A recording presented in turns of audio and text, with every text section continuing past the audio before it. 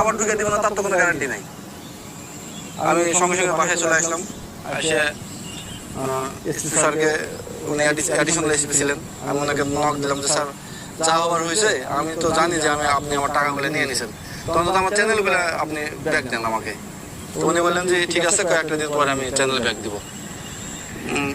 আমার সবচেয়ে বড় চ্যানেল, যে চ্যানেলে আমি একে একে সাবস্ক্রাইব করে করে বড় করছিলাম, উনি ওই চ্যানেলটা রাখে আমাকে সম্পূর্ণ চ্যানেল পরে ব্যাক দিয়েছেন।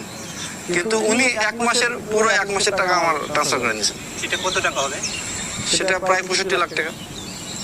আর এখন কি ওনার কাছে এখনো চ্যানেল আছে? হ্যাঁ, ওনার কাছে আমার যে ছোট যে চ্যানেলটা ছিল, আমি যেটা তিলে তিলে বড় করছি, ওই চ্যানেল 17 মিলিয়ন সাবস্ক্রাইবার, চ্যানেলের নাম হচ্ছে মাহাভান টিভি, ওই চ্যানেলটা ওনার কাছে আছে। এটা তো কেমন বেশি অন্যায় হয়ে গেল। এমনিতেই তো জেলে পাঠাইছে, অন্যায় হয়েছে, এটা অতিরিক্ত অন্যায় করা হয়ে গেল আমার সাথে। সে আমাকে জেলে পাঠাতে পারে, কিন্তু সে আমার তো টাকা নেওয়ার তার